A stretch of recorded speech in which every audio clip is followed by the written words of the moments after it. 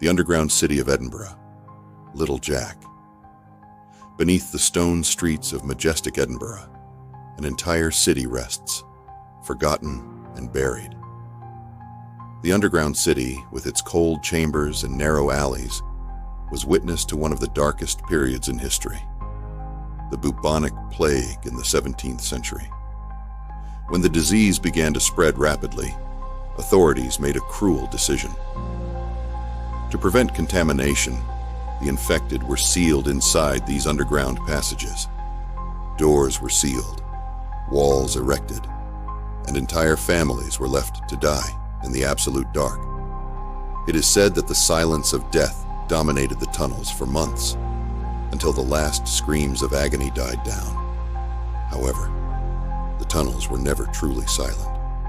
Among the tormented souls, there is one that still stands out, a boy called Little Jack. Jack was 6 years old when he was abandoned in that underground hell. Some say he died of hunger. Others claim that despair drove the child mad before the end. Decades later, when explorers rediscovered the chambers in the 1990s, something inexplicable began to happen. Visitors who dared to go down felt a sudden cold, as if something small and invisible was accompanying them. Many people reported feeling tiny fingers tugging at their clothes, while children's laughter echoed off the walls. One man described hearing a thin voice whispering in his ear, "Why did you leave me? Why did you leave me here?" The scariest event occurred during a tour in 1995. An experienced guide felt such a strong tug on her jacket that she was almost knocked over. When he looked around, there was no one nearby. Seconds later, the entire group heard a sharp sound that froze their hearts. The desperate scream of a child. A tourist collapsed to the ground, crying hysterically.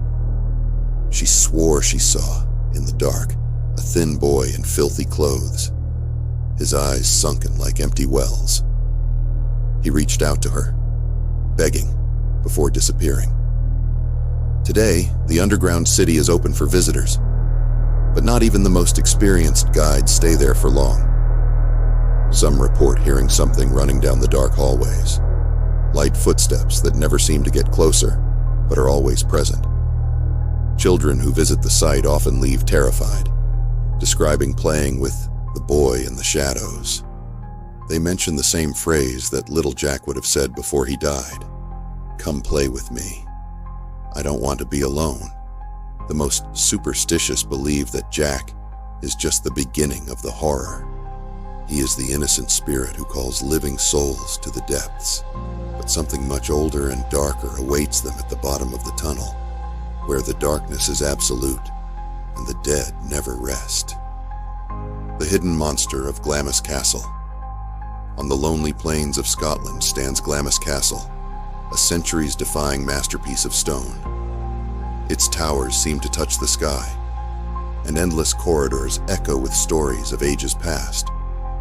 But behind the grandeur, there is something hideous, something locked away, hidden, and should never be released. The legend begins at the beginning of the 19th century, when the firstborn heir to the Bowes-Lyon family was born. However, the birth, which should have been a cause for celebration, turned into horror. The child, according to whispers at the time, was born grotesquely deformed. Its skin had the texture of leather, its limbs were short and crooked, and its eyes, red as embers, seemed to glow in the dark. The family, fearing scandal, decided to keep its existence a secret. The boy was locked in a hidden room where only a few brave servants fed him. He lived there for decades, growing up in loneliness and darkness. During the night, inexplicable sounds began to haunt the castle's corridors. Heavy scratching on the walls, guttural murmurs, and something more sinister. The sound of something crawling, like flesh being dragged across the floor. Employees reported waking up feeling like they were being watched, only to find shadows moving where light couldn't reach. A servant swore she saw, at the end of a corridor, a shapeless figure crawling towards her. Their screams echoed throughout the castle. In the 20th century, visitors began to report similar experiences. One night, a couple staying at the castle woke up to a heavy sound at their bedroom door. When the man opened the door, he found nothing but a long, wet trail disappearing down the hallway. On another occasion, a group of tourists attempted to explore the halls after sunset. As they passed an older wall, they heard a dull knock on the other side, followed by a low, scratchy voice that said, "Let me out." Historians have tried to locate the supposed hidden room, but without success. Rumors suggest that the descendants of the Bose-Lyon family themselves still keep the secret, protecting the clan's reputation. They never confirm or deny the monster's existence, but ancient servants claim that the room remains sealed. A presence, they say, can still be felt in the heart of the castle. Those who sleep in Glamis are warned. Keep your doors locked and your candles lit. If you hear something crawling in the dark or muffled whispers calling your name, don't respond. The monster may be wandering, still alive somewhere within the walls, awaiting the moment to be released. Mackenzie's poltergeist at Greyfriars Kirkyard. Greyfriars Kirkyard, with its worn tombstones and forgotten mausoleums, is a place where the past refuses to die. Beneath Edinburgh's hallowed ground lies George Mackenzie, a name that still evokes terror. Known as Bloodthirsty Mackenzie, he was responsible for the deaths of hundreds of Presbyterians in the 17th century, condemning them to starvation, torture, and brutal executions. His wickedness did not die with him. For centuries, Mackenzie's mausoleum remained silent, but everything changed in 1998 when a homeless man broke into his tomb looking for shelter. By breaking the stone seal, something was released. Days later, the first reports of phenomena began to emerge. Visitors left the cemetery pale, with inexplicable scratches on their backs and red marks on their arms, as if something had grabbed them. Some even fainted on the spot, their voices trapped in silent screams. A tour guide reported one of the most horrifying events. One cold night, as he was telling Mackenzie's story to a group, he felt a heavy presence beside him, as if someone was watching his every word. When he turned around, he saw a tall shadow standing at the bottom of the mausoleum. She described the figure as somewhat humanoid, dressed in ancient clothing, but its eyes were empty and glowing in the dark. Before he could scream, the shadow disappeared. The phenomena intensified over the years. Visitors report hearing banging inside the mausoleum, as if something is trying to escape. Others describe feeling a sudden smell of rot that disgusts them and forces them to run away. One of the most terrifying stories is that of a teenager who, challenged to touch the mausoleum, was attacked by an invisible force. He ran away screaming, with finger marks around his neck and tears of pure terror in his eyes. Paranormal experts who investigated the site classified Mackenzie as one of the most violent poltergeists in the world. Equipment recorded unexplained temperature fluctuations, voices whispering in Latin, and the sound of heavy footsteps inside the empty mausoleum. Some suggest that Mackenzie, in his cruelty, has become something worse than a simple spirit. He feeds on the fear of the living. Today, the mausoleum is locked to the public, but that doesn't stop its presence from being felt.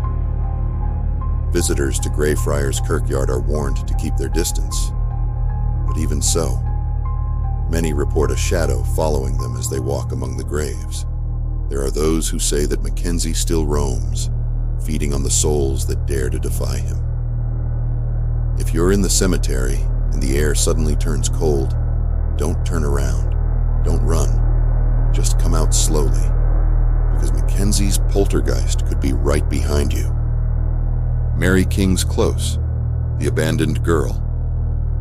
Beneath the streets of Edinburgh, Mary King's Close stands as a terrifying reminder of the plague that ravaged the city. Amid the chaos of the 17th century, entire families were isolated and locked up to die in their own homes, transforming the street into a collective tomb. Among the many who perished, there is one figure who stands out: the girl named Annie, whose presence is felt to this day. It was in the 90s, during a visit, that Annie's story came to light. A Japanese medium, while exploring one of the dark rooms, was overcome by a wave of cold and sadness that almost knocked her over. As she approached a corner, she saw, in her mind's eye, a pale girl sitting on the stone floor, hugging a torn rag doll. The girl cried softly and murmured, "Mom left me here.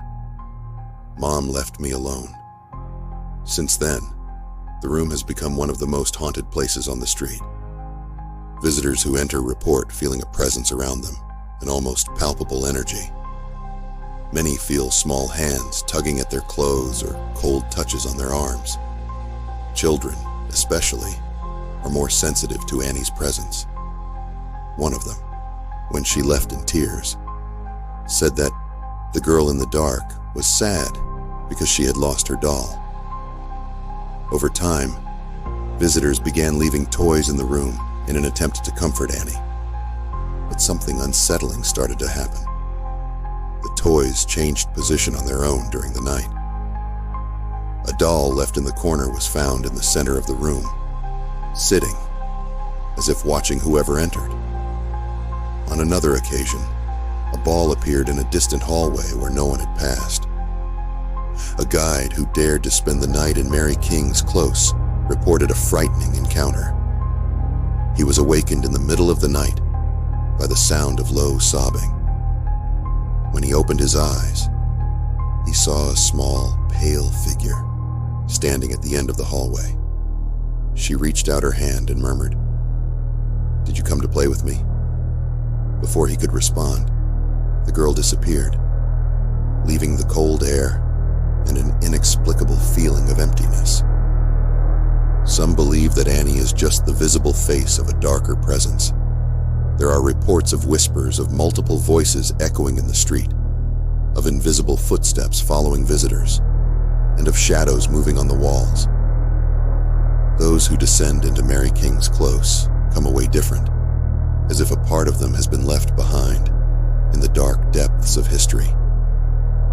If you visit Mary King's Close and hear a child sobbing in the dark, leave quickly. Annie is still there, waiting, and she's not alone.